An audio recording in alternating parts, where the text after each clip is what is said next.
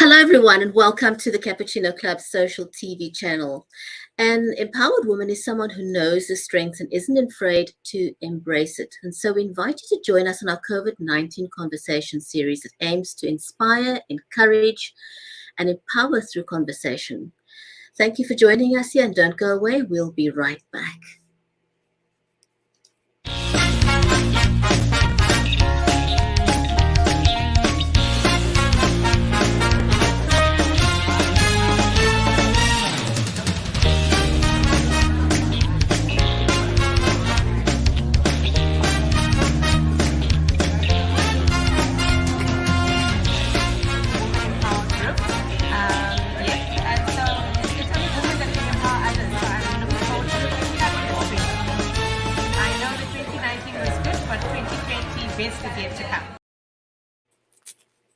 If you're just joining us, a warm welcome to the CuppaChino Club's show. I'm your host, Brigitte Limbanda. I'm passionate about responsible social media advocacy. And so talking about COVID-19 in a responsible manner is what we do on the show. Today is already day 49 of the lockdown. And I think if anyone told us that 2 months ago, we probably would be laughing in their faces and say, no way was this about to happen, but here we are. And my amazing co-host is Viola Manuel. Viola is an accomplished senior executive. She was the CEO of the Cape Chamber of Commerce, as well as the executive director of the Cape IT Initiative. She is currently a member of the Western Cape Premier Council of Skills, or she was, and she's currently serving as a non-executive at the National Sea Rescue Institute, as well as being deputy chair of the Cape Town Stadium. She has got 2 entrepreneurial adventures that keep her busy, which is one is G&V Retail as well as Afri Wellness. So she knows intimately about the struggles of the entrepreneurs on the ground. But as she always says, her most proud achievement is her 10-year-old, very cute son, Shay. Viola, welcome to the show. Thank you so much, Brigitte. Thank you so much. 49, day 49. If anybody a few months ago had said to us that this is the way the world was going to, be operating, I don't think any of us would have accepted that. I mean, it was just, I think it's still very unreal. I mean, still very unsettling. We're still trying to figure out where things are. But it is what it is. And it's just about trying to deal with it now. We were talking about, we talk about entrepreneurial ventures. Entrepreneurship has now become an adventure. It's really crazy out there. That's a good way of putting it. No, really, it's becoming an adventure. You just really don't know what's going to happen the next day. So, it's just being patient and realizing that, nothing you do is going to change the timing of your samples getting where they need to be. Nothing you're going to do is going to help you jump the queue in terms of your manufacturing of your products or manufacturing of some of the materials that you need to get your products to market. So it's just about every day, living every day, breathing every day, just getting through every day and just continuing to talk to everybody that you need to talk to, your clients, your internal customers, staff, suppliers.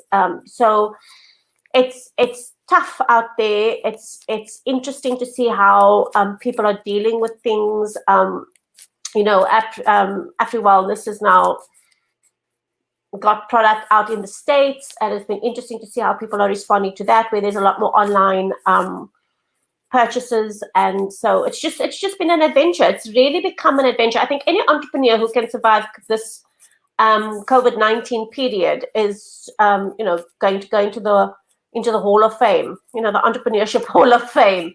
But great to hear our president speak last night. It was a bit, in my opinion, he was a bit all over the page, but it was just good to see him, good to hear him speak, good to hear that he's continuing to consult with who he needs to consult with.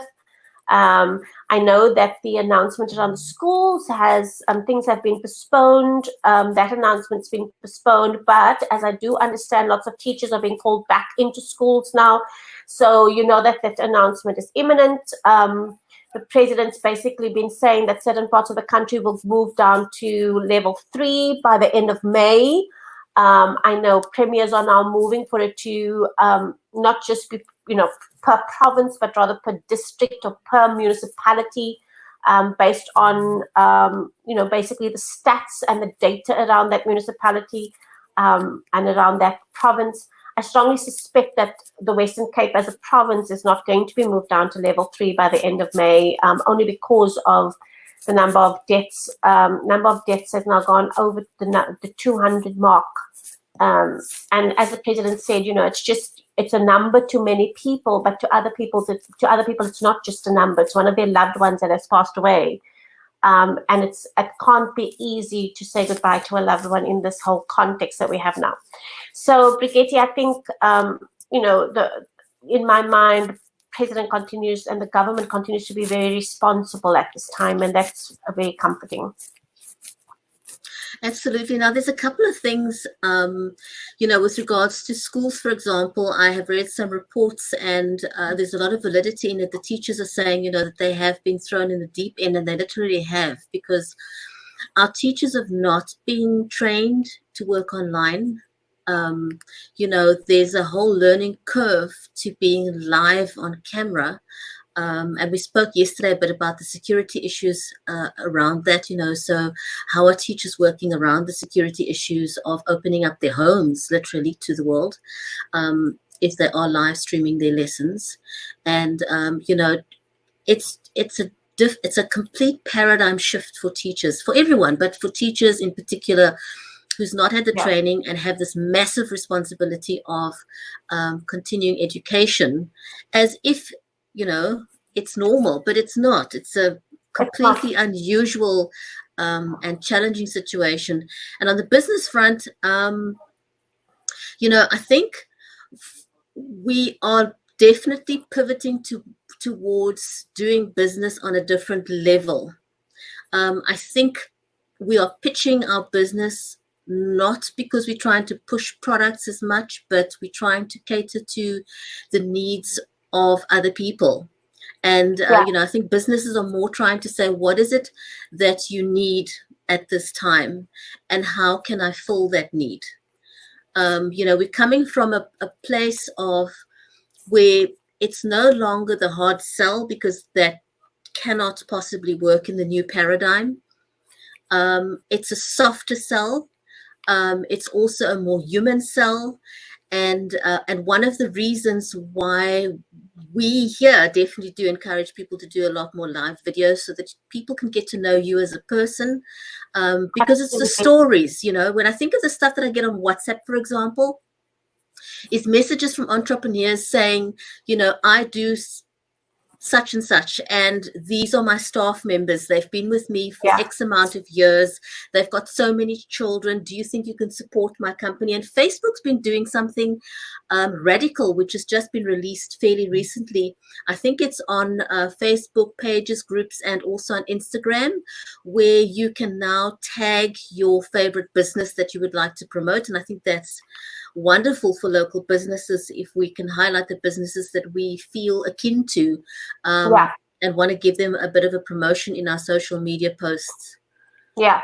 So I think everybody's just coming to the party on this right now. But the thing that I'm deeply concerned about is the fact that it's not necessarily something that we can, that business is going to be able to do on their own. We are going to have to call in the troops. We are going to have to call in your customers to promote your business. We're going to have to call in our networks to promote our businesses. But then we need to be ready to still be able to deliver a quality professional product at the end of it. And I think that's the next big challenge, Brigitte, is, are businesses ready for that call, and are they ready to actually deliver that professional product? So, it's really a case of understanding the capacity that you do have. A lot of businesses are saying, you know what, we've got projects that have come up now, we've pivoted, we've got projects coming up now, we don't have the right people, we don't have the kinds of people that know how to actually deliver on these projects. But where do we find them? Because we're probably only going to be doing this project for a short period. So there's quite a lot of challenges to businesses. And I think that's really what's scaring a lot of entrepreneurs, at least the entrepreneurs I'm speaking to, are saying to me that it's not just that there's uncertain times and that you are, cash strapped.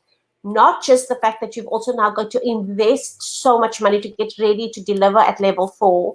Not now that you've got to now invest money to also have your people working from home and upgrading systems and technology and all of that. At the end of it, there is just like so much that is facing entrepreneurs now that everybody seems to be quite frantic about.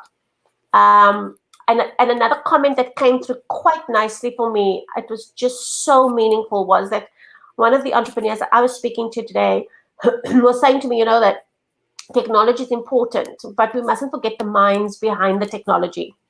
And to me, that became very, very interesting, just thinking about that. The fact that the people who sit behind the technology, the people that are sitting in the chair addressing you, are incredibly uncertain at the moment. The person that's sitting opposite trying to talk to the customer is desperately uncertain about their own future.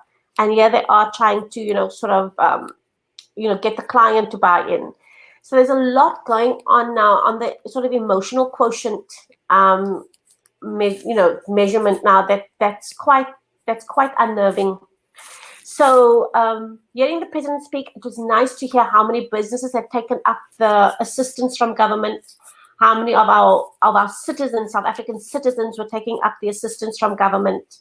So people are starting to see the opportunities that government are presenting. They are taking advantage of those opportunities. And so, it's going to be interesting to just see where this all leads to. But one of the things I really loved about his speech yesterday was his commitment to not tolerating any level of corruption. And he actually called it what it was. He called it theft. He said stealing. On his watch, he's not going to allow anybody to steal the grants that have been meant to help people. He's not going to allow any of the assistance that's been allocated to assist people to be stolen. And one of the other things that was just so important to me, even though it was all over the page and it was a bit like, more of the same and less of the same, it was a bit crazy. But I think one of the things that I really admired was his acknowledgement that in certain instances, mistakes have been made. In certain instances, I saw that as well. Yeah, in certain instances, they haven't fully, done what they could. And it was just great to hear the leader of our country say, we are committing to doing better. And that was very encouraging. Forget the political affiliations, forget, who you voted for. It was just good to hear the leader of our country saying to us, guess what, guys? I am committed to making sure we do better. We continue to do better for you as a country. And it was just great to hear him. And I think it was one of those heartfelt moments that you just felt comforted as a citizen of this country to know that those two commitments, the commitment to doing better and the commitment to not actually allowing any level of theft or corruption, not tolerating any level of theft or corruption. I think that was very encouraging. I totally agree with you. And I think it was, many may be disappointed in that they didn't hear what they want to hear. One more thing before we end, I have noted that the leadership in the Western Cape is lodging a court battle with the government, wanting to insist that we move to level 3 swiftly. And their case is that they've got plans afoot to manage despite that we've got the highest increase in the Western Cape, they feel that there are certain hotspots and that the entire Western Cape shouldn't be punished by keeping us at level 4, because they have got plans in place to manage those hotspots, but they feel that the broader Western Cape needs to open up its economic activity again.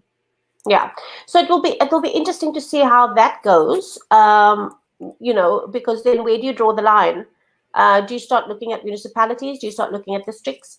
So it's going to be very interesting to see how that goes. I know that the Western Cape Premier has been working very hard on a strategy for managing those hotspots. We mentioned it in our show a few days ago. What I'm very interested to hear is when the president comes back to the country on their economic plan, their plan to save this economy. And he made a promise yesterday that once they have a little more detail to that plan, that he would be coming back to actually sharing that plan and announcing that plan to the country and, of course, to all the social partners. So it's, there's a lot of stuff happening. There's a lot of moving parts. I do not, I don't even start to imagine how much time our poor president is getting to spend with his family over this period. He's even seeing his family, and not just him, his whole cabinet. I think that everybody who's in a position of influence around this economy, and reviving the economy and working on job creation, those individuals are not sleeping at night. They are just working. There's just so much that needs to be done. I know. I think it's one of the things we neglect to realize is that a lot of these people that are making the tough decisions are people that have families as well, that, are also feeling the pressure the same way that we do, just managing every single day of our lives. Plus, they have the added birth choices, not just for themselves, but on behalf of the country. And that cannot be an easy decision. And I think, everyone wants to level criticism because I think we spoke about this a few times, we look at the decisions from our tiny little corner of perspective, and forget that people in power need to have not only our individual interests at heart, but the interests of the greater community. And particularly, lest we never forget our privilege and always bear in mind those are less fortunate than us. And those are the people that those in power need to protect, people who can't protect themselves. Absolutely. So, it's I think if we can continue to speak about this, if we can continue to just remind our viewers that, the decisions taken sometimes don't make sense to us. It doesn't always make sense. It doesn't always pan out. I know that having heard the president say mistakes have been made, to me indicates that they had taken certain decisions based on the feedback coming from communities, from social partners, from experts. They've realized those decisions were mistakes and they're willing to correct it. And I think that shows the level of maturity that we're dealing with here. I think one of the things he mentioned, for example, is exercise. The hours of exercise. It's just not. It's been a great start, but it's just not working. Those have to be reviewed. And the fact that they are open to it, to say we will be reviewing that. We will be looking at it. It's really, really encouraging. It's just gives you so much confidence to be able to say that the presidency, government are hearing what we're saying. They are listening to others. They are willing to accept that they could be doing things differently, and then they are doing it differently. So I'm quite excited to hear what some of the announcements will be. Really interested to hear what the Minister of Education is going to say, of Basic Education is going to say around the return of students to schools. Because I know that, definitely they're going to have to extend the school year. It's going to be interesting to see where the kids are going to have school holidays, when the school year will now officially end. So there's quite a lot for us to look forward to in terms of changes that are still waiting for us. Absolutely. And as we close off our broadcast for today, please have a look at the broadcast yesterday. We had some staggering stats on fake news, fake websites, security, data security, internet security. It was those figures were staggering, and so we want to continue to encourage you to hit the pause button before you share fake news about COVID-19. And for those of you who don't know yet, in South Africa, it's a criminal offense to share fake news with regards to COVID-19. We still continue to see fake news every single day. So we encourage you to please pause and please double check, make sure that information that you share is credible. Absolutely. And Brigitte, one of the other things that the president spoke about yesterday, which I thought was quite nice, and this is just my closing comment, Do your best to comply.